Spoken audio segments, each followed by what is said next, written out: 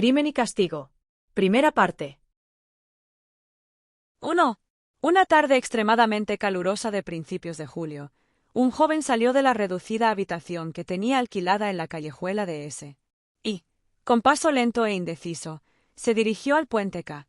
Había tenido la suerte de no encontrarse con su patrona en la escalera. Su cuartucho se hallaba bajo el tejado de un gran edificio de 5 pisos. Más que una habitación, parecía una alacena. En cuanto a la patrona, que le había alquilado el cuarto con servicio y pensión, ocupaba un departamento del piso de abajo, de modo que nuestro joven, cada vez que salía, se veía obligado a pasar por delante de la puerta de la cocina, que daba a la escalera y estaba casi siempre abierta de par en par. En esos momentos experimentaba una sensación ingrata de vago temor, que le humillaba y daba a su semblante una expresión sombría. Debía una cantidad considerable a la patrona y por eso temía encontrarse con ella. No es que fuera un cobarde ni un hombre abatido por la vida. Por el contrario, se hallaba desde hacía algún tiempo en un estado de irritación, de tensión incesante, que rayaba en la hipocondría. Se había habituado a vivir tan encerrado en sí mismo, tan aislado, que no solo temía encontrarse con su patrona, sino que rehuía toda relación con sus semejantes. La pobreza le abrumaba. Sin embargo, últimamente esta miseria había dejado de ser para él un sufrimiento. El joven había renunciado a todas sus ocupaciones diarias, a todo trabajo. En el fondo, se mofaba de la patrona y de todas las intenciones que pudiera abrigar contra él, pero detenerse en la escalera para oír sandeces y vulgaridades, recriminaciones, quejas, amenazas, y tener que contestar con evasivas, excusas, embustes. No, más valía deslizarse por la escalera como un gato para pasar inadvertido y desaparecer. Aquella tarde, el temor que experimentaba ante la idea de encontrarse con su acreedora le llenó de asombro cuando se vio en la calle. ¿Qué me inquieten semejantes menudencias cuando tengo en proyecto un negocio tan audaz? Pensó con una sonrisa extraña. Sí, el hombre lo tiene todo al alcance de la mano, y, como buen holgazán, deja que todo pase ante sus mismas narices.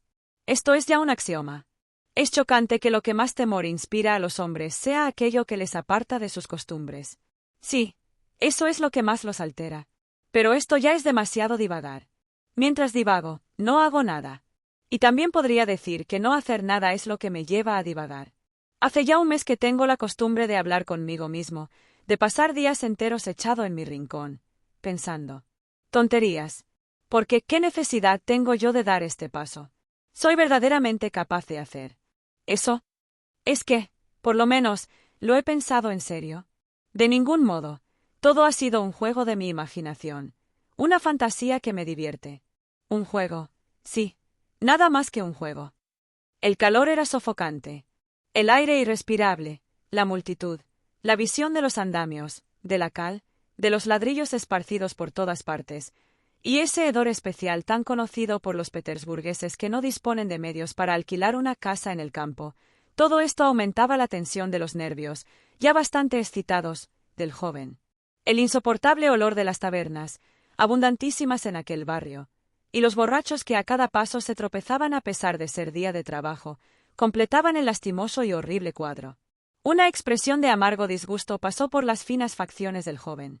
Era, dicho sea de paso, extraordinariamente bien parecido, de una talla que rebasaba la media, delgado y bien formado. Tenía el cabello negro y unos magníficos ojos oscuros. Pronto cayó en un profundo desvarío, o, mejor, en una especie de embotamiento, y prosiguió su camino sin ver más exactamente, sin querer ver nada de lo que le rodeaba. De tarde en tarde musitaba unas palabras confusas, cediendo a aquella costumbre de monologar que había reconocido hacía unos instantes.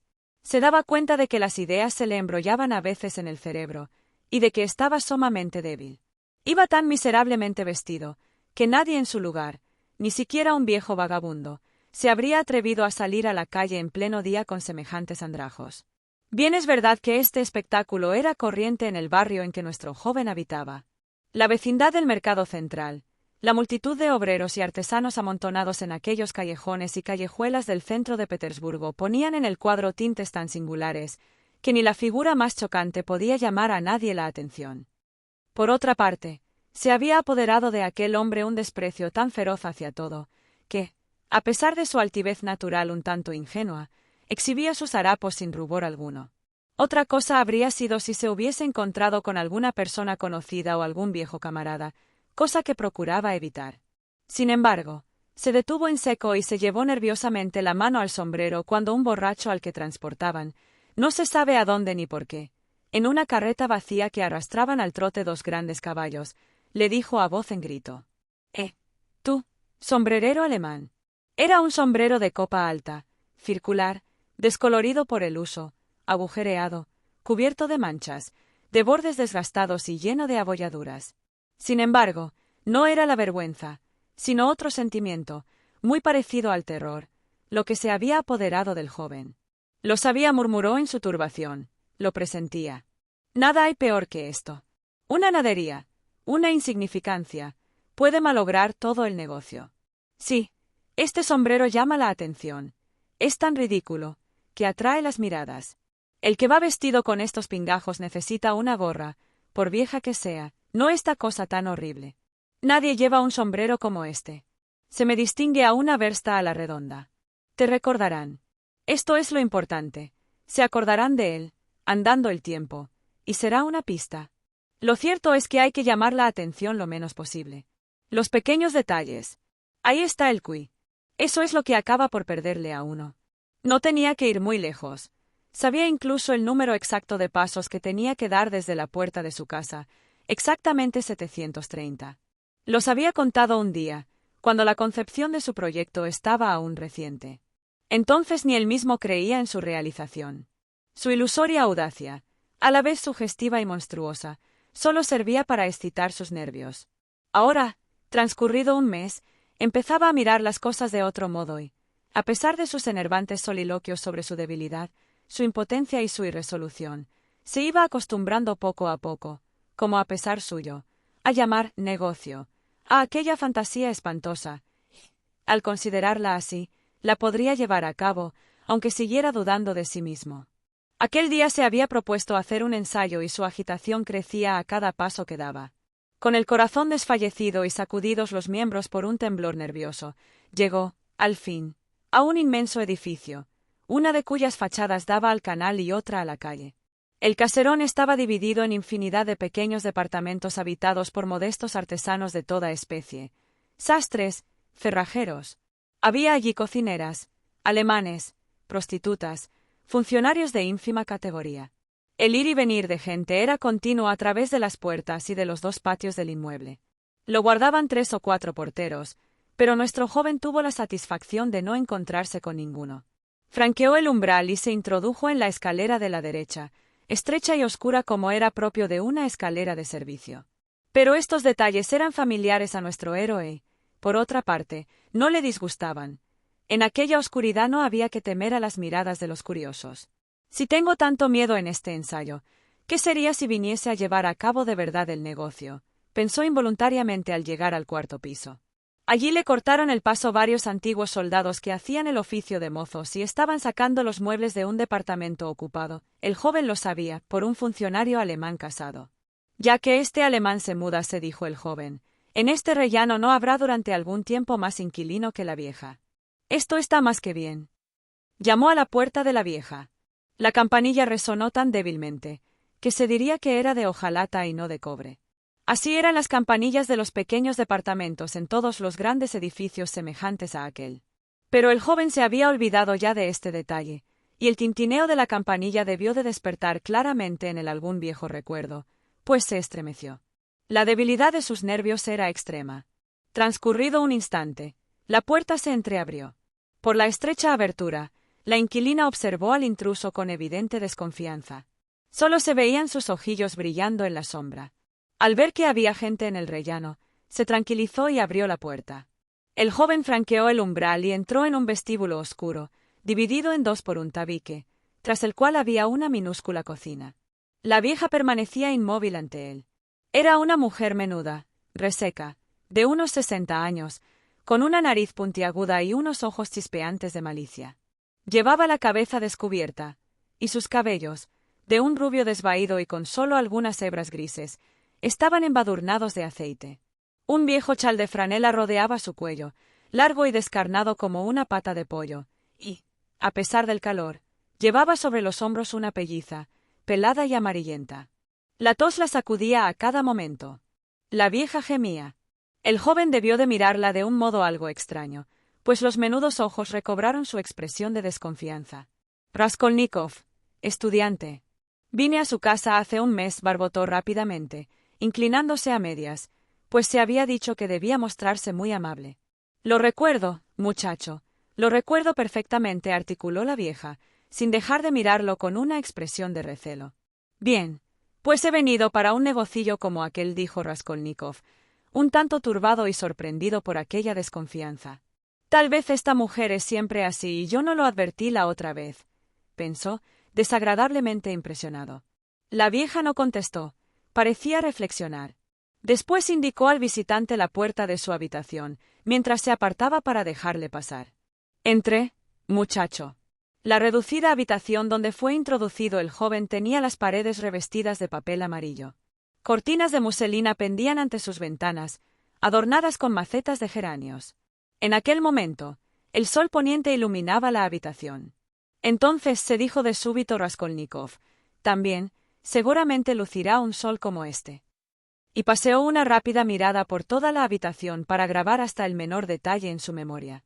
Pero la pieza no tenía nada de particular. El mobiliario, decrépito, de madera clara, se componía de un sofá enorme, de respaldo curvado, una mesa ovalada colocada ante el sofá, un tocador con espejo, varias sillas adosadas a las paredes y 2 o 3 grabados sin ningún valor, que representaban señoritas alemanas, cada una con un pájaro en la mano. Esto era todo. En un rincón, ante una imagen, ardía una lamparilla. Todo resplandecía de limpieza. Esto es obra de Lisbeth, pensó el joven. Nadie habría podido descubrir ni la menor partícula de polvo en todo el departamento. Solo en las viviendas de estas perversas y viejas viudas puede verse una limpieza semejante, se dijo Raskolnikov. Y dirigió, con curiosidad y al soslayo, una mirada a la cortina de indiana que ocultaba la puerta de la segunda habitación, también sumamente reducida, donde estaban la cama y la cómoda de la vieja, y en la que él no había puesto los pies jamás. Ya no había más piezas en el departamento. ¿Qué desea usted?, preguntó ásperamente la vieja, que, apenas había entrado en la habitación, se había plantado ante él para mirarle frente a frente. Vengo a empeñar esto. Y sacó del bolsillo un viejo reloj de plata, en cuyo dorso había un grabado que representaba el globo terrestre y del que pendía una cadena de acero. Pero si todavía no me ha devuelto la cantidad que le presté. El plazo terminó hace 3 días. Le pagaré los intereses de un mes más. Tenga paciencia. Soy yo quien ha de decidir tener paciencia o vender inmediatamente el objeto empeñado. Jovencito. ¿Me dará una buena cantidad por el reloj, Alena Ivanovna? Pero si me trae usted una miseria. Este reloj no vale nada, mi buen amigo. La vez pasada le di 2 hermosos billetes por un anillo que podía obtenerse nuevo en una joyería por solo 1,5 rublos. Deme 4 rublos y lo desempeñaré. Es un recuerdo de mi padre. Recibiré dinero de un momento a otro. 1,5 rublos, y le descontaré los intereses. 1,5 rublos, exclamó el joven. Si no le parece bien, se lo lleva. Y la vieja le devolvió el reloj. Él lo cogió y se dispuso a salir, indignado. Pero, de pronto, cayó en la cuenta de que la vieja usurera era su último recurso y de que había ido allí para otra cosa. Venga el dinero, dijo secamente. La vieja sacó unas llaves del bolsillo y pasó a la habitación inmediata. Al quedar a solas, el joven empezó a reflexionar, mientras aguzaba el oído. Hacía deducciones. Oyó abrir la cómoda. Sin duda, el cajón de arriba dedujo. Lleva las llaves en el bolsillo derecho. Un manojo de llaves en un anillo de acero. Hay una mayor que las otras y que tiene el paletón dentado. Seguramente no es de la cómoda. Por lo tanto, hay una caja, tal vez una caja de caudales. Las llaves de las cajas de caudales suelen tener esa forma. ¡Ah! ¡Qué innoble es todo esto! La vieja reapareció. Aquí tiene, amigo mío. A 10 kopecks por rublo y por mes. Los intereses del 1,5 rublos son 15 kopecks, que cobro por adelantado. Además, por los 2 rublos del préstamo anterior he de descontar 20 kopecks para el mes que empieza, lo que hace un total de 35 kopecks. Por lo tanto, usted ha de recibir por su reloj 1,15 rublos. Aquí los tiene. Así, ¿todo ha quedado reducido a 1,15 rublos? Exactamente. El joven cogió el dinero. No quería discutir. Miraba a la vieja y no mostraba ninguna prisa por marcharse. Parecía deseoso de hacer o decir algo, aunque ni él mismo sabía exactamente qué. Es posible, Alena Ivanovna, que le traiga muy pronto otro objeto de plata. Una bonita pitillera que le presté a un amigo. En cuanto me la devuelva. Se detuvo, turbado. Ya hablaremos cuando la traiga, amigo mío. Entonces, adiós. ¿Está usted siempre sola aquí? ¿No está nunca su hermana con usted? Preguntó en el tono más indiferente que le fue posible, mientras pasaba al vestíbulo. ¿A usted qué le importa? No lo he dicho con ninguna intención. Usted enseguida. Adiós, Alena Ivanovna. Raskolnikov salió al rellano, presa de una turbación creciente. Al bajar la escalera se detuvo varias veces, dominado por repentinas emociones. Al fin, ya en la calle, exclamó: «¡Qué repugnante es todo esto! ¡Dios mío! ¿Cómo es posible que yo...?» «No, todo ha sido una necedad, un absurdo», afirmó resueltamente. «¿Cómo ha podido llegar a mi espíritu una cosa tan atroz? No me creía tan miserable. Todo esto es repugnante, innoble, horrible. Y yo he sido capaz de estar todo un mes pen». Pero ni palabras ni exclamaciones bastaban para expresar su turbación.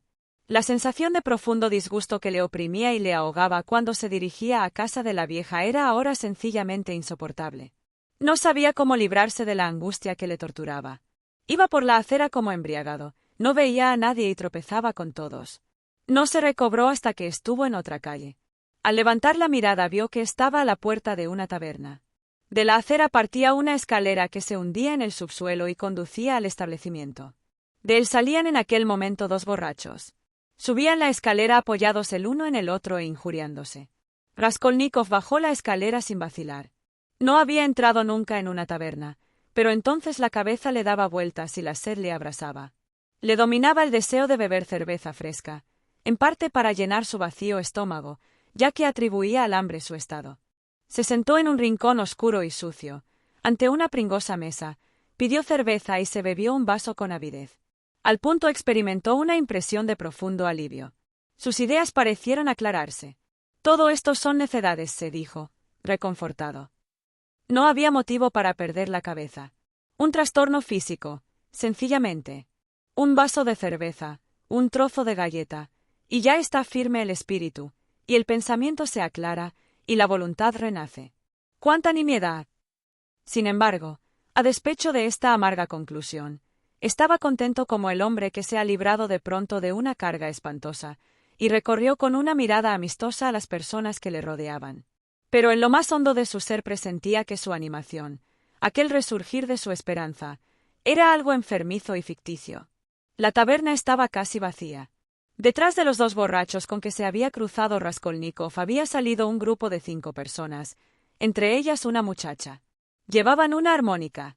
Después de su marcha, el local quedó en calma y pareció más amplio. En la taberna solo había 3 hombres más. Uno de ellos era un individuo algo embriagado, un pequeño burgués a juzgar por su apariencia, que estaba tranquilamente sentado ante una botella de cerveza. Tenía un amigo al lado, un hombre alto y grueso, de barba gris, que dormitaba en el banco, completamente ebrio.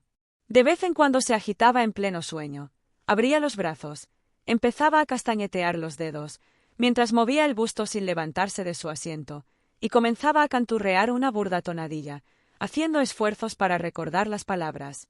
Durante un año entero acaricié a mi mujer. Durante un año entero acaricié a mi mujer. Oh, en la Podiacheskaya. Me he vuelto a encontrar con mi antigua. Pero nadie daba muestras de compartir su buen humor. Su taciturno compañero observaba estas explosiones de alegría con gesto desconfiado y casi hostil. El tercer cliente tenía la apariencia de un funcionario retirado. Estaba sentado aparte, ante un vaso que se llevaba de vez en cuando a la boca, mientras lanzaba una mirada en torno de él. También este hombre parecía presa de cierta agitación interna. 2. Raskolnikov no estaba acostumbrado al trato con la gente. Como ya hemos dicho últimamente, incluso huía de sus semejantes. Pero ahora se sintió de pronto atraído hacia ellos. En su ánimo acababa de producirse una especie de revolución. Experimentaba la necesidad de ver seres humanos. Estaba tan hastiado de las angustias y la sombría exaltación de aquel largo mes que acababa de vivir en la más completa soledad, que sentía la necesidad de tonificarse en otro mundo, cualquiera que fuese y aunque solo fuera por unos instantes. Por eso estaba a gusto en aquella taberna, a pesar de la suciedad que en ella reinaba. El tabernero estaba en otra dependencia, pero hacía frecuentes apariciones en la sala. Cuando bajaba los escalones, eran sus elegantes botas bien lustradas y con anchas vueltas rojas, lo que primero se veía. Llevaba una blusa y un chaleco de satén negro lleno de mugre, e iba sin corbata. Su rostro parecía tan cubierto de aceite como un candado. Un muchacho de 14 años estaba sentado detrás del mostrador. Otro más joven aún servía a los clientes. Trozos de cohombro, panecillos negros y rodajas de pescado se exhibían en una vitrina que despedía un olor infecto. El calor era insoportable. La atmósfera estaba tan cargada de vapores de alcohol, que daba la impresión de poder embriagar a un hombre en 5 minutos. A veces nos ocurre que personas a las que no conocemos nos inspiran un interés súbito cuando las vemos por primera vez, incluso antes de cruzar una palabra con ellas. Esta impresión produjo en Raskolnikov el cliente que permanecía aparte y que tenía aspecto de funcionario retirado. Algún tiempo después, cada vez que se acordaba de esta primera impresión, Raskolnikov la atribuía a una especie de presentimiento. Él no quitaba ojo al supuesto funcionario, y éste no solo no cesaba de mirarle, sino que parecía ansioso de entablar conversación con él. A las demás personas que estaban en la taberna, sin excluir al tabernero, las miraba con un gesto de desagrado, con una especie de altivo desdén, como a personas que considerase de una esfera y de una educación demasiado inferiores para que mereciesen que él les dirigiera la palabra. Era un hombre que había rebasado los 50, robusto y de talla media. Sus escasos y grises cabellos coronaban un rostro de un amarillo verdoso, hinchado por el alcohol. Entre sus abultados párpados fulguraban 2 ojillos encarnizados pero llenos de vivacidad. Lo que más asombraba de aquella fisonomía era la vehemencia que expresaba, y acaso también cierta finura y un resplandor de inteligencia, pero por su mirada pasaban relámpagos de locura. Llevaba un viejo y desgarrado frac, del que solo quedaba un botón, que mantenía abrochado, sin duda con el deseo de guardar las formas. Un chaleco de nankín dejaba ver un plastrón ajado y lleno de manchas. No llevaba barba, esa barba característica del funcionario, pero no se había afeitado hacía tiempo, y una capa de pelo recio y azulado invadía su mentón y sus carrillos. Sus ademanes tenían una gravedad burocrática, pero parecía profundamente agitado. Con los codos apoyados en la grasienta mesa, introducía los dedos en su cabello, lo despeinaba y se oprimía la cabeza con ambas manos, dando visibles muestras de angustia. Al fin miró a Raskolnikov directamente y dijo, en voz alta y firme: «Señor, ¿puedo permitirme dirigirme a usted para conversar en buena forma? A pesar de la sencillez de su aspecto, mi experiencia me induce a ver en usted un hombre culto y no uno de esos individuos que van de taberna en taberna. Yo he respetado siempre la cultura unida a las cualidades del corazón. Soy consejero titular, Marmeladov, consejero titular. ¿Puedo preguntarle si también usted pertenece a la administración del Estado?» «No. Estoy estudiando», repuso el joven, un tanto sorprendido por aquel lenguaje ampuloso y también al verse abordado tan directamente, tan a quemarropa, por un desconocido. A pesar de sus recientes deseos de compañía humana, fuera cual fuere, a la primera palabra que Marmeladov le había dirigido había experimentado su habitual y desagradable sentimiento de irritación y repugnancia hacia toda persona extraña que intentaba ponerse en relación con él. «Es decir, ¿que es usted estudiante? O tal vez lo ha sido», exclamó vivamente el funcionario. «Exactamente lo que me había figurado. He aquí el resultado de mi experiencia, señor, de mi larga experiencia». Se llevó la mano a la frente con un gesto de alabanza para sus prendas intelectuales. «Usted es hombre de estudios. Pero permítame». Se levantó, vaciló, cogió su vaso y fue a sentarse al lado del joven. Aunque embriagado, hablaba con soltura y vivacidad. Solo de vez en cuando se le trababa la lengua y decía cosas incoherentes. Al verle arrojarse tan ávidamente sobre Raskolnikov, cualquiera habría dicho que también él llevaba un mes sin desplegar los labios. «Señor», siguió diciendo en tono solemne, «la pobreza no es un vicio. Esto es una verdad incuestionable. Pero también es cierto que la embriaguez no es una virtud, cosa que lamento. Ahora bien, señor, la miseria sí que es un vicio. En la pobreza, uno conserva la nobleza de sus sentimientos innatos. en la indigencia, nadie puede conservar nada noble. Con el indigente no se emplea el bastón, sino la escoba, pues así se le humilla más, para arrojarlo de la sociedad humana. Y esto es justo, porque el indigente se ultraja a sí mismo. He aquí el origen de la embriaguez. Señor. El mes pasado, el señor Lebeziatnikov golpeó a mi mujer. Y mi mujer, señor, no es como yo en modo alguno. ¿Comprende? Permítame hacerle una pregunta. Simple curiosidad. ¿Ha pasado usted alguna noche en el Neva, en una barca de heno? No, nunca me he visto en un trance así, repuso Raskolnikov. Pues bien, yo sí que me he visto. Ya llevo 5 noches durmiendo en el Neva. Llenó su vaso, lo vació y quedó en una actitud soñadora. En efecto, briznas de heno se veían aquí y allá, sobre sus ropas y hasta en sus cabellos. A juzgar por las apariencias, no se había desnudado ni lavado desde hacía 5 días.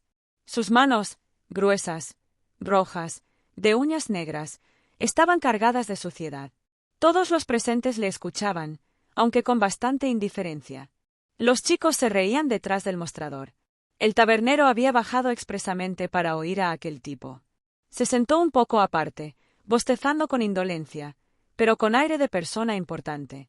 Al parecer, Marmeladov era muy conocido en la casa.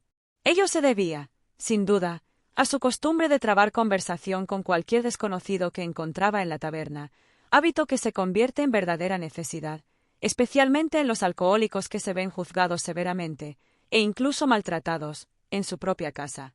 Así, tratan de justificarse ante sus compañeros de orgía y, de paso, atraerse su consideración. Pero Sofantoche, exclamó el patrón, con voz potente. ¿Por qué no trabajas? Si eres funcionario, ¿por qué no estás en una oficina del Estado? ¿Qué por qué no estoy en una oficina? Señor, dijo Marmeladov, dirigiéndose a Raskolnikov, como si la pregunta la hubiera hecho éste. ¿Dice usted que por qué no trabajo en una oficina? ¿Cree usted que esta impotencia no es un sufrimiento para mí? ¿Cree usted que no sufrí cuando el señor Lebeziatnikov golpeó a mi mujer el mes pasado, en un momento en que yo estaba borracho perdido? Dígame, joven, ¿no se ha visto usted en el caso de tener que pedir un préstamo sin esperanza? Sí. Pero, ¿qué quiere usted decir con eso de sin esperanza? Pues, al decir sin esperanza, quiero decir, sabiendo que va uno a un fracaso. Por ejemplo, usted está convencido por anticipado de que cierto señor, un ciudadano íntegro y útil a su país, no le prestará dinero nunca y por nada del mundo. ¿Por qué se lo ha de prestar? Dígame. Él sabe perfectamente que yo no se lo devolvería jamás. ¿Por compasión? El señor Lebeziatnikov, que está siempre al corriente de las ideas nuevas, decía el otro día que la compasión está vedada a los hombres incluso para la ciencia, y que así ocurre en Inglaterra, donde impera la economía política. ¿Cómo es posible, dígame, que este hombre me preste dinero? Pues bien, aun sabiendo que no se le puede sacar nada, uno se pone en camino y... Pero, ¿por qué se pone en camino? Le interrumpió Raskolnikov. Porque uno no tiene a dónde ir, ni a nadie a quien dirigirse. Todos los hombres necesitan saber a dónde ir, ¿no? Pues siempre llega un momento en que uno siente la necesidad de ir a alguna parte, a cualquier parte. Por eso, cuando mi hija única fue por primera vez a la policía para inscribirse, yo la acompañé. Porque mi hija está registrada como, añadió entre paréntesis, mirando al joven con expresión un tanto inquieta.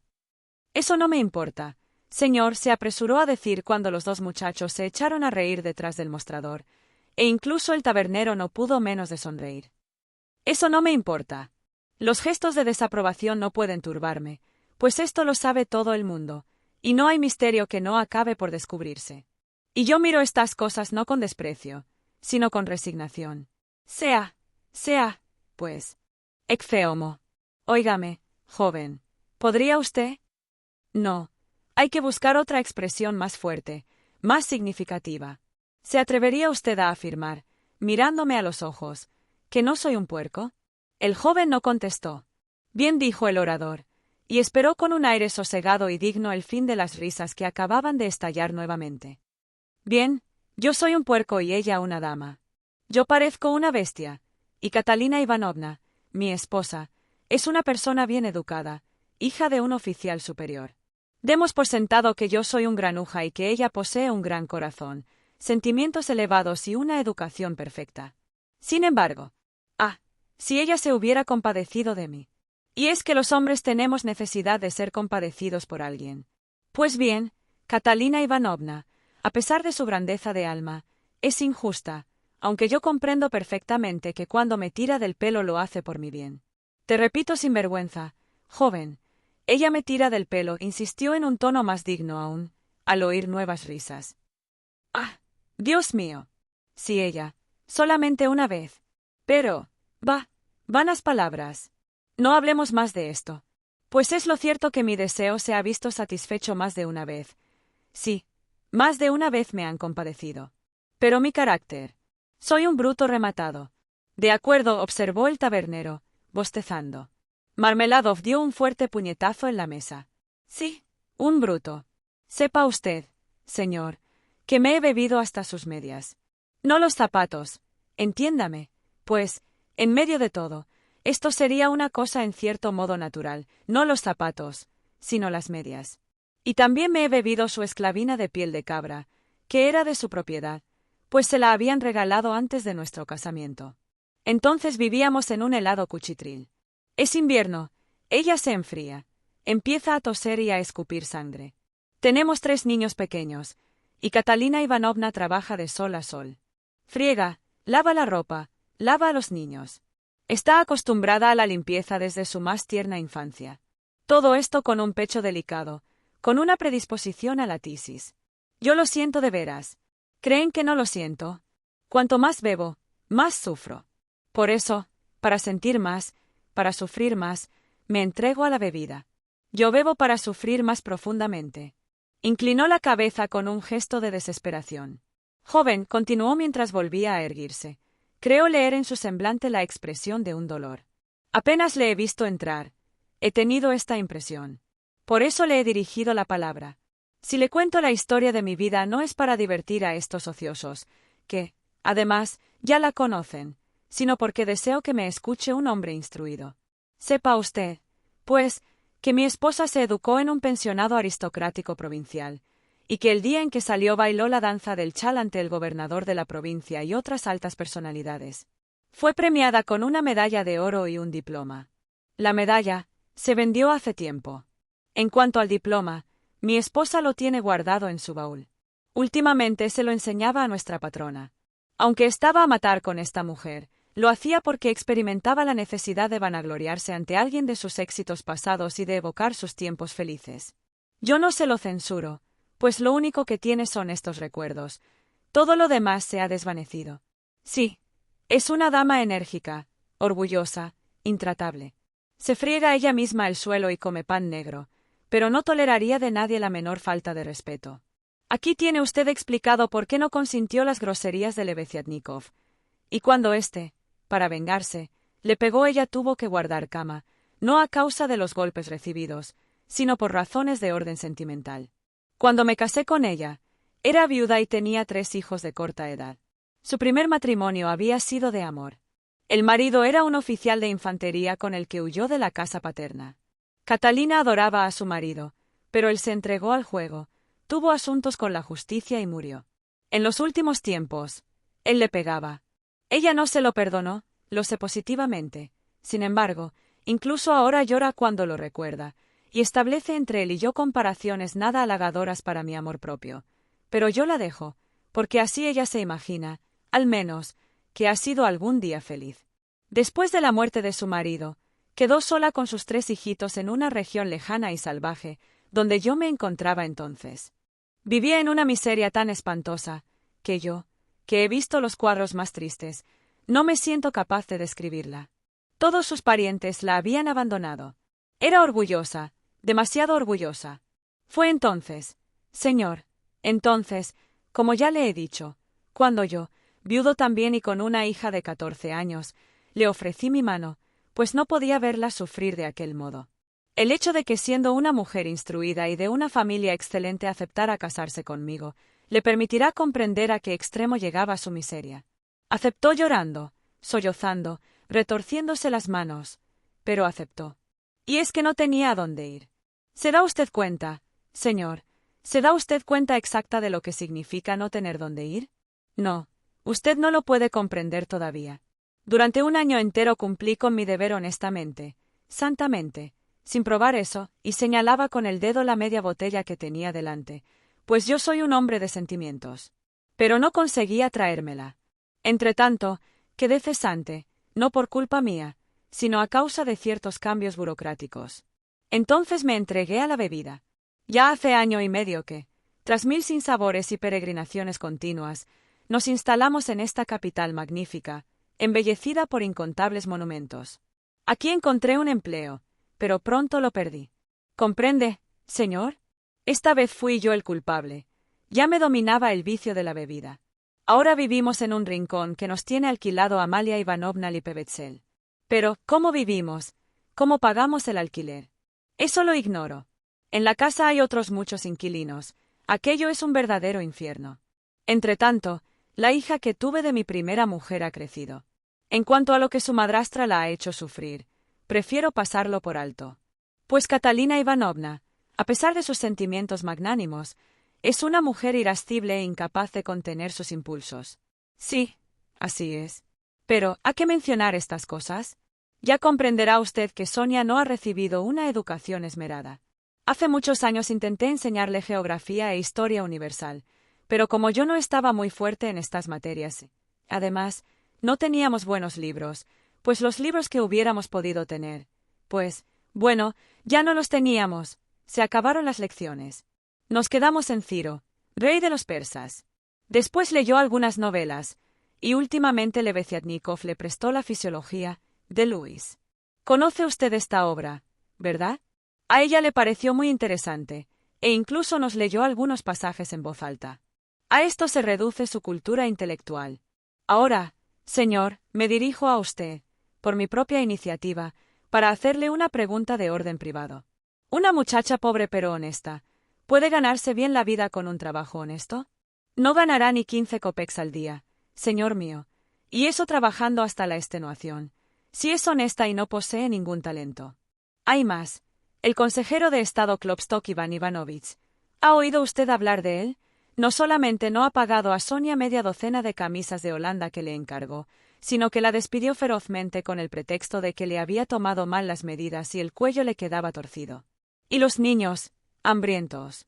Catalina Ivanovna va y viene por la habitación, retorciéndose las manos, las mejillas teñidas de manchas rojas, como es propio de la enfermedad que padece.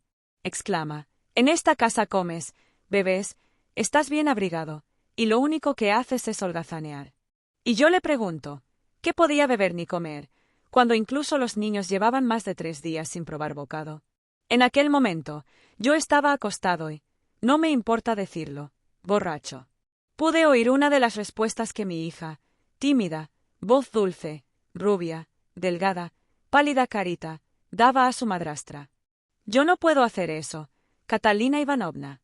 Ha de saber que Daría Franzevna, una mala mujer a la que la policía conoce perfectamente, había venido 3 veces a hacerle proposiciones por medio de la dueña de la casa. Yo no puedo hacer eso, repitió, remedándola, Catalina Ivanovna. Vaya un tesoro para que lo guardes con tanto cuidado. Pero no la acuse, señor. No se daba cuenta del alcance de sus palabras. Estaba trastornada, enferma. Oía los gritos de los niños hambrientos. Además, su deseo era mortificar a Sonia, no inducirla. Catalina Ivanovna es así. Cuando oye llorar a los niños, aunque sea de hambre, se irrita y les pega.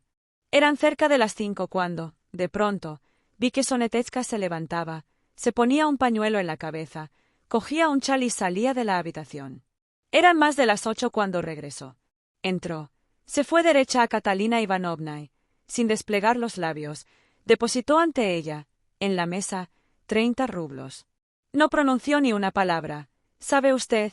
No miró a nadie. Se limitó a coger nuestro gran chal de paño verde. Tenemos un gran chal de paño verde que es propiedad común. A cubrirse con él la cabeza y el rostro y a echarse en la cama, de cara a la pared. Leves estremecimientos recorrían sus frágiles hombros y todo su cuerpo. Y yo seguía acostado, ebrio todavía. De pronto, joven, de pronto vi que Catalina Ivanovna, también en silencio, se acercaba a la cama de Sonetetska. Le besó los pies, los abrazó y así pasó toda la noche, sin querer levantarse. Al fin se durmieron, las dos se durmieron juntas, enlazadas. Ahí tiene usted. Y yo estaba borracho. Marmeladov se detuvo como si se hubiese quedado sin voz. Tras una pausa, llenó el vaso súbitamente, lo vació y continuó su relato. Desde entonces, señor, a causa del desgraciado hecho que le acabo de referir, y por efecto de una denuncia procedente de personas malvadas, Daría Frantsevna ha tomado parte activa en ello, pues dice que la hemos engañado. Desde entonces, mi hija Sonia Simonovna figura en el registro de la policía y se ha visto obligada a dejarnos. La dueña de la casa, Amalia Feodorovna, no hubiera tolerado su presencia, puesto que ayudaba a Daría Frantsevna en sus manejos. Y en lo que concierne al señor Lebeziatnikov, pues, solo le diré que su incidente con Catalina Ivanovna se produjo a causa de Sonia. Al principio no cesaba de perseguir a Sonetetska. Después, de repente, salió a relucir su amor propio herido.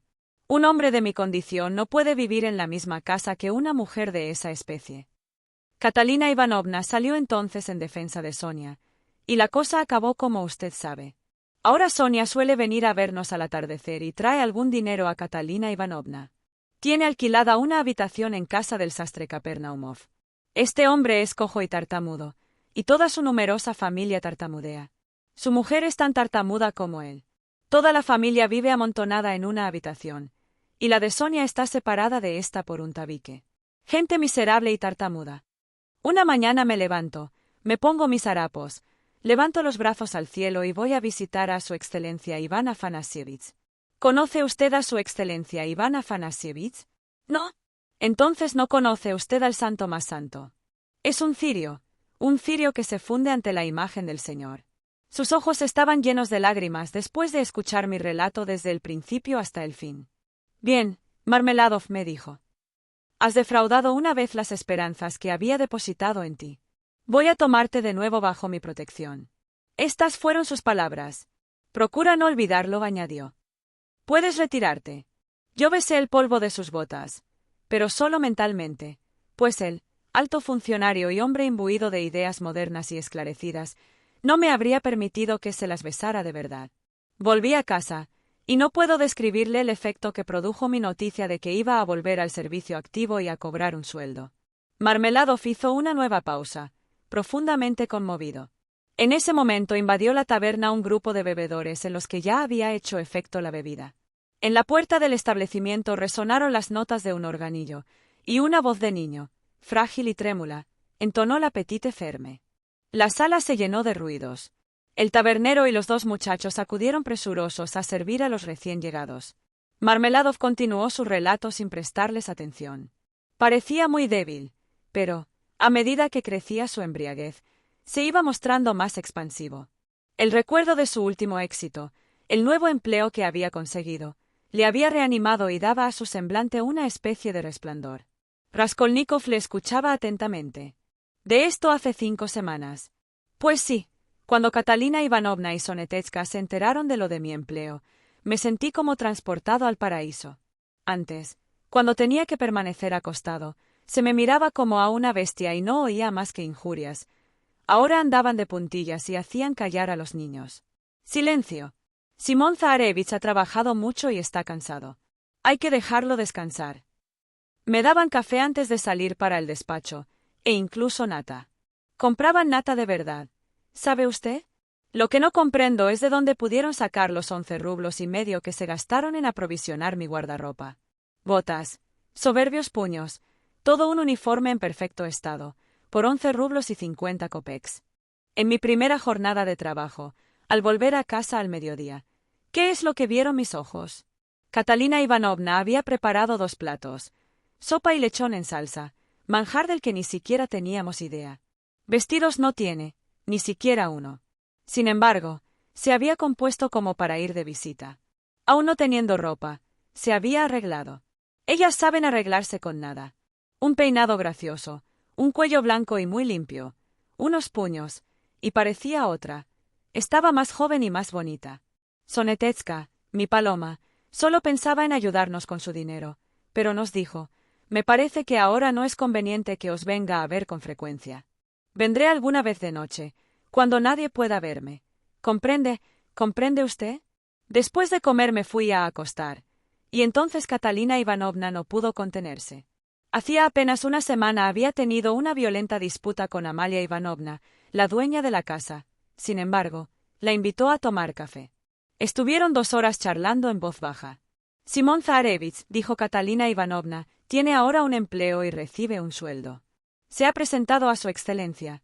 Y su excelencia ha salido de su despacho, ha tendido la mano a Simón Zaharevich, ha dicho a todos los demás que esperasen y lo ha hecho pasar delante de todos. ¿Comprende usted? Naturalmente le ha dicho su excelencia, me acuerdo de sus servicios, Simón Zaharevich, y, aunque usted no se portó como es debido, su promesa de no reincidir y, por otra parte, el hecho de que aquí ha ido todo mal durante su ausencia, ¿se da usted cuenta de lo que esto significa? Me induce a creer en su palabra. Huelga decir, continuó Marmeladov, que todo esto lo inventó mi mujer, pero no por ligereza, ni para darse importancia. Es que ella misma lo creía y se consolaba con sus propias invenciones. Palabra de honor. Yo no se lo reprocho, no se lo puedo reprochar. Y cuando, hace 6 días, le entregué íntegro mi primer sueldo, 23 rublos y 40 kopecks, me llamó cariñito. Cariñito mío, me dijo, y tuvimos un íntimo coloquio. ¿Comprende? Y dígame, se lo ruego, ¿qué encanto puedo tener yo y qué papel puedo hacer como esposo? Sin embargo, ella me pellizcó la cara y me llamó cariñito. Marmeladov se detuvo. Intentó sonreír, pero su barbilla empezó a temblar. Sin embargo, logró contenerse. Aquella taberna, aquel rostro de hombre acabado, las 5 noches pasadas en las barcas de heno, aquella botella y, unido a esto, la ternura enfermiza de aquel hombre por su esposa y su familia, tenían perplejo a su interlocutor. Raskolnikov estaba pendiente de sus labios, pero experimentaba una sensación penosa y se arrepentía de haber entrado en aquel lugar. «Ah, señor, mi querido señor», exclamó Marmeladov, algo repuesto. «Tal vez a usted le parezca todo esto tan cómico como a todos los demás. Tal vez le esté fastidiando con todos estos pequeños detalles, miserables y estúpidos, de mi vida doméstica. Pero le aseguro yo no tengo ganas de reír, pues siento todo esto. Todo aquel día inolvidable y toda aquella noche estuve urdiendo en mi mente los sueños más fantásticos. Soñaba en cómo reorganizaría nuestra vida, en los vestidos que pondrían a los niños, en la tranquilidad que iba a tener mi esposa, en que arrancaría a mi hija de la vida de oprobio que llevaba y la restituiría al seno de la familia. Y todavía soñé muchas cosas más. Pero he aquí, caballero, y Marmeladov se estremeció de súbito, levantó la cabeza y miró fijamente a su interlocutor. He aquí que al mismo día siguiente a aquel en que acaricié todos estos sueños, de esto hace exactamente 5 días, por la noche, inventé una mentira y, como un ladrón nocturno, robé la llave del baúl de Catalina Ivanovna y me apoderé del resto del dinero que le había entregado. ¿Cuánto había? No lo recuerdo. Pero, miradme todos. Hace 5 días que no he puesto los pies en mi casa, y los míos me buscan, y he perdido mi empleo. El uniforme lo cambié por este traje en una taberna del puente de Egipto. Todo ha terminado. Se dio un puñetazo en la cabeza, apretó los dientes, cerró los ojos y se acodó en la mesa pesadamente. Poco después, su semblante se transformó, mirando a Raskolnikov con una especie de malicia intencionada, de cinismo fingido, se echó a reír y exclamó: «Hoy he estado en casa de Sonia. He ido a pedirle dinero para beber. Ja, ja, ja. ¿Y ella te lo ha dado?», preguntó uno de los que habían entrado últimamente, echándose también a reír. «Esta media botella que ve usted aquí está pagada con su dinero», continuó Marmeladov, dirigiéndose exclusivamente a Raskolnikov. «Me ha dado 30 kopecks, los últimos, todo lo que tenía, lo he visto con mis propios ojos. Ella no me ha dicho nada, se ha limitado a mirarme en silencio. Ha sido una mirada que no pertenecía a la tierra, sino al cielo. Solo allá arriba se puede sufrir así por los hombres y llorar por ellos sin condenarlos. Sí, sin condenarlos. Pero es todavía más amargo que no se nos condene. 30 kopecks. ¿Acaso ella no los necesita? ¿No le parece a usted, mi querido señor, que ella ha de conservar una limpieza atrayente? Esta limpieza cuesta dinero. Es una limpieza especial. ¿No le parece? Hacen falta cremas, enaguas almidonadas, elegantes zapatos que embellezcan el pie en el momento de saltar sobre un charco. ¿Comprende usted la importancia de esta limpieza? Pues bien, he aquí que yo, su propio padre, le he arrancado los 30 copex que tenía. Y me los bebo, ya me los he bebido. Dígame usted, ¿quién puede apiadarse de un hombre como yo? Dígame, señor, ¿tiene usted piedad de mí o no la tiene? Con franqueza, señor, ¿me compadece o no me compadece? Ja, ja, ja. Intentó llenarse el vaso, pero la botella estaba vacía. «Pero, ¿por qué te han de compadecer?», preguntó el tabernero, acercándose a Marmeladov. La sala se llenó de risas mezcladas con insultos. Los primeros en reír e insultar fueron los que escuchaban al funcionario. Los otros, los que no habían prestado atención, les hicieron coro, pues les bastaba ver la cara del charlatán. ¿Compadecerme? ¿Por qué me han de compadecer?, bramó de pronto Marmeladov, levantándose, abriendo los brazos con un gesto de exaltación, como si solo esperase este momento. ¿Por qué me han de compadecer?, me preguntas. Tienes razón, no merezco que nadie me compadezca, lo que merezco es que me crucifiquen. Sí, la cruz, no la compasión. Crucifícame, juez. Hazlo hoy, al crucificarme. Ten piedad del crucificado. Yo mismo me encaminaré al suplicio, pues tengo sed de dolor y de lágrimas, no de alegría. ¿Crees acaso, comerciante, que la media botella me ha proporcionado algún placer? Solo dolor y lágrimas he buscado en el fondo de este frasco. Sí, dolor y lágrimas. Y los he encontrado, y los he saboreado. Pero nosotros no podemos recibir la piedad sino de aquel que ha sido piadoso con todos los hombres, de aquel que todo lo comprende, del único, de nuestro único juez. Él vendrá el día del juicio y preguntará: ¿dónde está esa joven que se ha sacrificado por una madrastra tísica y cruel y por unos niños que no son sus hermanos? ¿Dónde está esa joven que ha tenido piedad de su padre y no ha vuelto la cara con horror ante ese bebedor despreciable? Y dirá a Sonia: ven, yo te perdoné, y ahora te redimo de todos tus pecados, porque tú has amado mucho. Sí, él perdonará a mi Sonia, él la perdonará, yo sé que él la perdonará. Lo he sentido en mi corazón hace unas horas, cuando estaba en su casa. Todos seremos juzgados por él, los buenos y los malos. Y nosotros oiremos también su verbo. Él nos dirá: acercaos también vosotros, los bebedores. Acercaos, débiles y desvergonzadas criaturas. Y todos avanzaremos sin temor y nos detendremos ante él. Y él dirá: sois unos cerdos, lleváis el sello de la bestia y como bestia sois, pero venid conmigo también. Entonces, los inteligentes y los austeros se volverán hacia él y exclamarán: Señor, ¿por qué recibes a estos? Y él responderá: los recibo, oh sabios, los recibo, oh personas sensatas, porque ninguno de ellos se ha considerado jamás digno de este favor. Y él nos tenderá sus divinos brazos y nosotros nos arrojaremos en ellos, deshechos en lágrimas, y lo comprenderemos todo, entonces lo comprenderemos todo, y entonces todos comprenderán. También comprenderá Catalina Ivanovna. Señor, vénganos el reino. Se dejó caer en un asiento, agotado, sin mirar a nadie, como si, en la profundidad de su delirio, se hubiera olvidado de todo lo que le rodeaba. Sus palabras habían producido cierta impresión. Hubo unos instantes de silencio, pero pronto estallaron las risas y las invectivas. ¿Habéis oído? Viejo chocho, burócrata, y otras cosas parecidas. Vámonos, señor, exclamó de súbito Marmeladov, levantando la cabeza y dirigiéndose a Raskolnikov. Lléveme a mi casa, el edificio Kozel. Déjeme en el patio. Ya es hora de que vuelva al lado de Catalina Ivanovna. Hacía un rato que Raskolnikov había pensado marcharse, otorgando a Marmeladov su compañía y su sostén. Marmeladov tenía las piernas menos firmes que la voz y se apoyaba pesadamente en el joven. Tenían que recorrer de 200 a 300 pasos. La turbación y el temor del alcohólico iban en aumento a medida que se acercaban a la casa. No es a Catalina Ivanovna a quien temo, balbuceaba, en medio de su inquietud.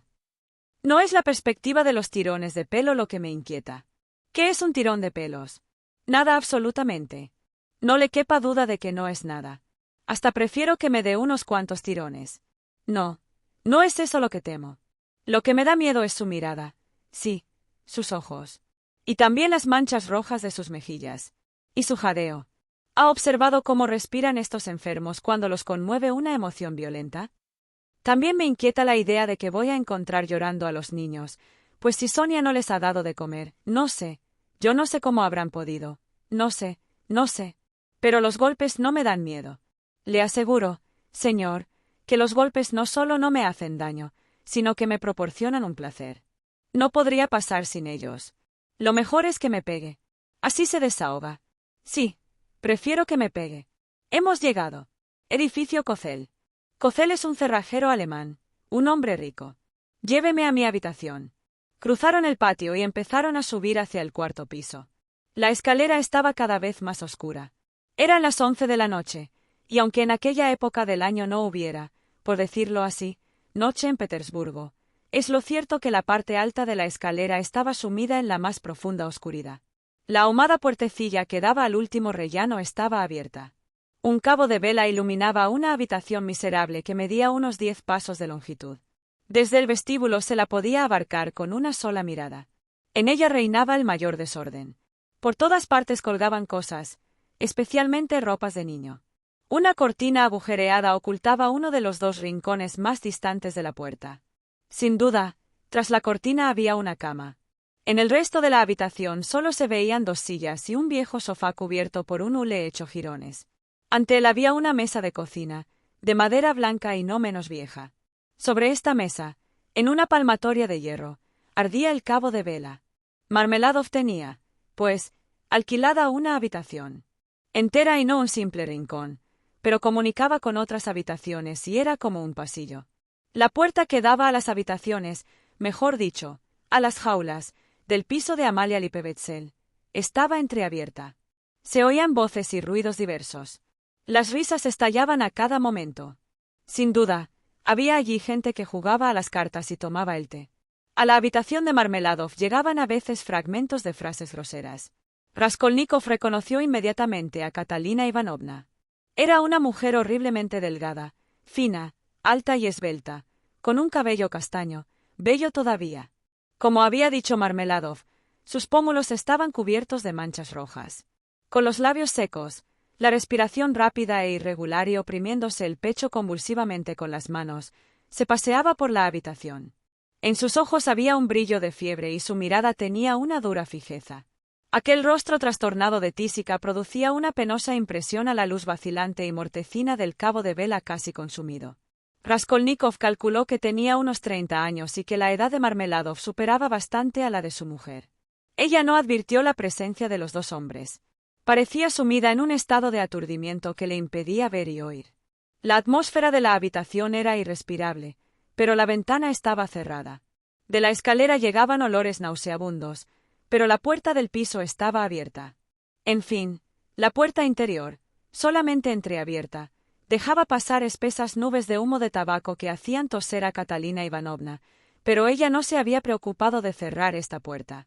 El hijo menor, una niña de 6 años, dormía sentada en el suelo, con el cuerpo torcido y la cabeza apoyada en el sofá.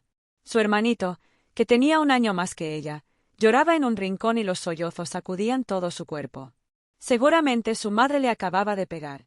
La mayor, una niña de 9 años, alta y delgada como una cerilla, llevaba una camisa llena de agujeros y, sobre los desnudos hombros, una capa de paño, que sin duda le venía bien 2 años atrás, pero que ahora apenas le llegaba a las rodillas. Estaba al lado de su hermanito y le rodeaba el cuello con su descarnado brazo. Al mismo tiempo, seguía a su madre con una mirada temerosa de sus oscuros y grandes ojos, que parecían aún mayores en su pequeña y enjuta carita. Marmeladov no entró en el piso, se arrodilló ante el umbral y empujó a Raskolnikov hacia el interior. Catalina Ivanovna se detuvo distraídamente al ver ante ella a aquel desconocido y, volviendo momentáneamente a la realidad, parecía preguntarse, ¿qué hace aquí este hombre? Pero sin duda se imaginó enseguida que iba a atravesar la habitación para dirigirse a otra. Entonces fue a cerrar la puerta de entrada y lanzó un grito al ver a su marido arrodillado en el umbral. —¿Ya estás aquí? —exclamó, furiosa. —¿Ya has vuelto? ¿Dónde está el dinero? —Canalla, monstruo. —Que te queda en los bolsillos. Este no es el traje. ¿Qué has hecho de él? ¿Dónde está el dinero? —Habla. Empezó a registrarle ávidamente.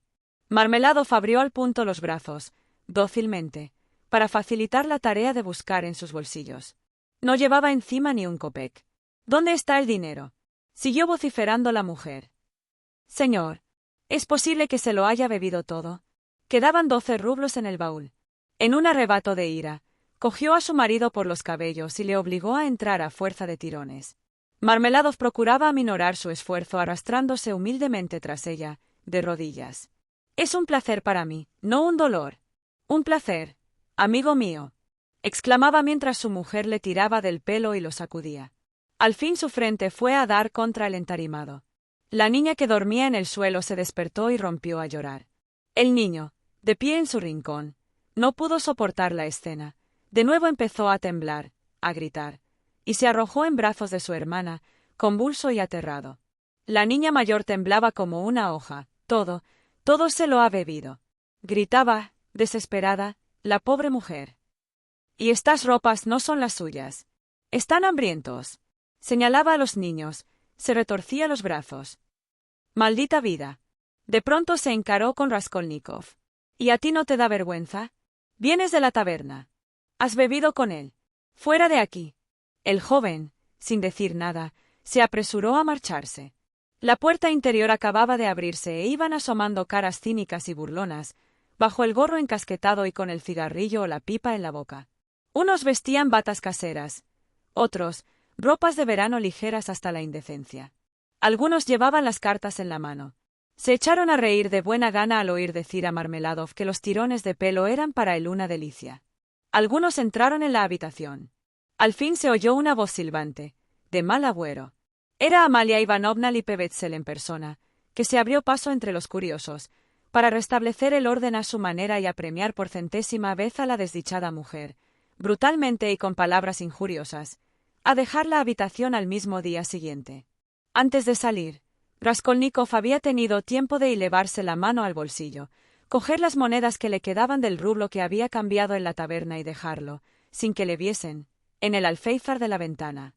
Después, cuando estuvo en la escalera, se arrepintió de su generosidad y estuvo a punto de volver a subir. «¿Qué estupidez he cometido?», pensó. «Ellos tienen a Sonia, y yo no tengo quien me ayude». Luego se dijo que ya no podía volver a recoger el dinero y que, aunque hubiese podido, no lo habría hecho, y decidió volverse a casa. «Sonia necesita cremas», siguió diciéndose, con una risita sarcástica, mientras iba por la calle. «Es una limpieza que cuesta dinero. A lo mejor, Sonia está ahora sin un copec, pues esta caza de hombres, como la de los animales, depende de la suerte. Sin mi dinero, tendrían que apretarse el cinturón. Lo mismo les ocurre con Sonia. En ella han encontrado una verdadera mina. Y se aprovechan. Sí, se aprovechan. Se han acostumbrado. Al principio derramaron unas lagrimitas, pero después se acostumbraron. Miseria humana. A todo se acostumbra uno». Quedó ensimismado. De pronto, involuntariamente, exclamó: «Pero, ¿y si esto no es verdad? ¿Y si el hombre no es un ser miserable? O, por lo menos, todos los hombres? Entonces habría que admitir que nos dominan los prejuicios, los temores vanos, y que uno no debe detenerse ante nada ni ante nadie. Obrar es lo que hay que hacer».